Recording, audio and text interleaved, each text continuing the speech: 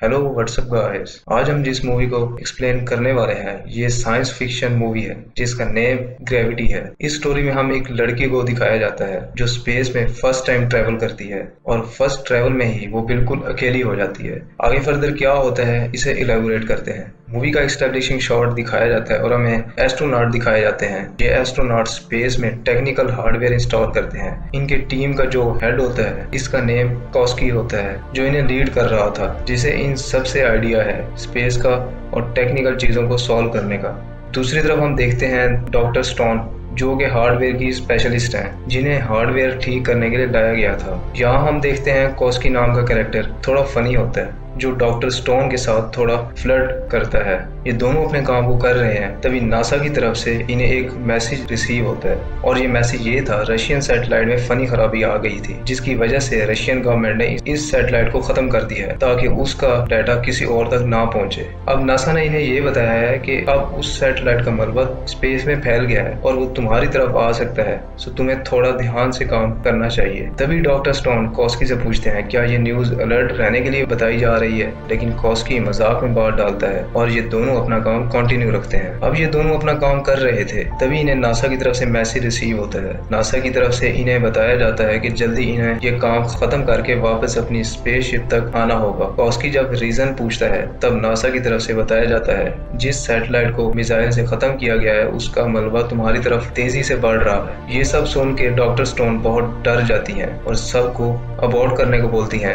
ये दोनों वहां से जाने की तैयारी करते हैं। अचानक मलबे का एक टुकड़ा काफी नजदीक से इन्हें हिट कर जाता है। डॉक्टर स्टोन और उसका पेट फंस जाता है। अब ये दोनों दूसरी तरफ बढ़ रहे थे। एक टुकड़ा डॉक्टर स्टोन से हिट होता है और तब डॉक्टर स्टोन यहाँ से दूर जाने लगती है। कॉस्की डॉक्टर स्टोन को बोलता है तुम्हें अपनी बेल्ट खोलनी पड़ेगी वरना तुम स्पेस में गुम हो जाओगे और हम में से कोई तुम्हें बचा नहीं पाएगा। अब बहुत मुश्किल से डॉक्टर स्टोन बेल्ट खोल देती है और स्पेस में आगे बढ़ती जा रही थी। वो बहुत घबराई हुई थी जिसकी वजह से जल्दी ऑक्सीजन खत्म होने वाली थी। अब कॉम्स्की बोलता है तुम्हें अपने सूट की लाइट ऑन करनी पड़ेगी और तुम्हारे आसपास कोई स्टेशन दिखाई दे रहा है। तभी डॉक्टर स्टोन बोलती है मुझे सिर्फ सूरज की लाइट और अर्थ नजर आ रहा है, इसके अलावा मुझे आइडिया नहीं कि मैं कहाँ हूँ। अब यहाँ डॉक्टर स्टोन बेहोश हो जाती है। जब उसकी आंख खुलती है तब वहाँ कॉस्की आ जाता है। कॉस्की अपने जेट पंप से डॉक्टर स्टोन को खुद की तरफ खींचने लगता है। अब तीसरा दोस्त इनके आसपास घूम रहा था। जब डॉक्टर स्टोन उसे देखती है तब वो मर चुका था क्योंकि मलबा उसके सर से आर पार हो गया था। डॉक्टर स्टोन यहाँ बहुत ज्यादा डर गई होती है। अब ये स्पेसशिप पहुंच जाती है।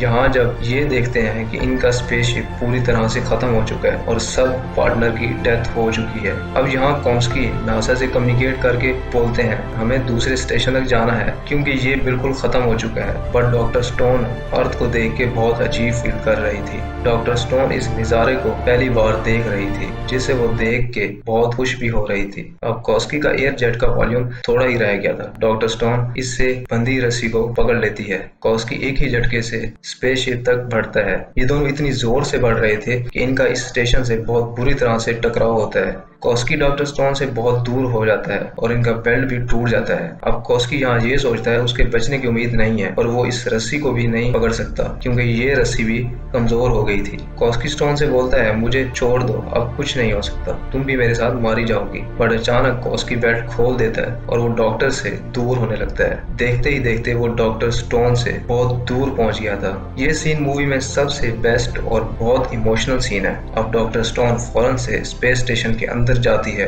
और अगेन कॉस्की से बात करने लगती है, लेकिन यहाँ उसका जवाब नहीं आता क्योंकि कॉस्की यहाँ पहुंच चुका था। अब स्टोन यहाँ बहुत डरी हुई और उदास फील कर रही थी। वो अगेन नासा से कांटेक्ट करती है लेकिन डॉक्टर स्टोन की सारी कोशिश नाकाम जाती है। अब यहाँ डॉक्टर स्टोन को एक और इशू को फेस करना था और वो ये था कि इसके शिप के 10% हिस्से में आग फैल चुकी थी। स्टोन एक गैस सिलेंडर से इसे बुझाने की कोशिश करती है लेकिन वो आग नहीं बुझती। अब स्टोन एक दूसरे पार्ट में एंटर होती है ताकि मजीद आग ना फैले। वो एक बुक पढ़ती है जिससे पता चल सके कि एक पार्ट को दूसरे स्पेसशिप से कैसे अलग किया जा सकता है। अब डॉक्टर स्टोन थोड़ी देर बाद इस हिस्से को अलग कर देती है। अब वो अगेन कांटेक्ट करने की कोशिश करती है कि किसी भी अर्थ स्टेशन से इसका कांटेक्ट हो, लेकिन जैसे ही ये दूर जाती है इस स्पेस का हिस्सा एक पैराशूट से अटैच हो जाता है। अब वो डिसाइड करती है कि यहाँ से बाहर जाके वो इसे ठीक करेगी, और वो यही करती है, बाहर जाके वो इसे ठीक करती है। तभी अचानक टूटी हुई सैटेलाइट का मलबा आना शुरू हो जाता है। अब यहाँ सारा मलबा इस स्पेस स्टेशन तक आ चुका था और पूरा हिस्सा तबाह हो जाता है। अब स्टोन बहुत बहादुर से अपने स्पेस स्टेशन तक आ जाती है, जिसको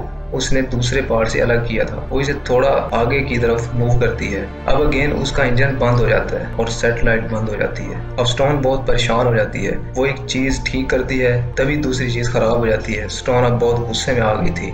अब जब स्टोन अगेन कांटेक्ट करने की कोशिश करती है, तब ये कांटेक्ट हो जाता है। बाद में पता चलता है वो नासा से नहीं बल्कि किसी और कंट्री से इसका कम्युनिकेट हुआ था, जिसकी लैंग्वेज भी इसे समझ नहीं आ रही थी। अब स्टोन इस आदमी को समझ नहीं पा रही थी, बट वो फिर भी इससे अपनी सिचुएशन बता रही थी। स्टोन अब ये सब बता के रोने लगती है। अब स्टोन अपनी मौत का इंतजार करने लगती है, लेकिन यहाँ अचानक से उसके गेट पे कॉस्की आ जाता है। जी हाँ, कॉस्की अभी जिंदा होता है और वो ये सब अज्यूम कर रही थी। कॉस्की को देख के स्टोन थोड़ा खुश हो जाती है। उसे अब थोड़ा रिलैक्स फील हो रहा था।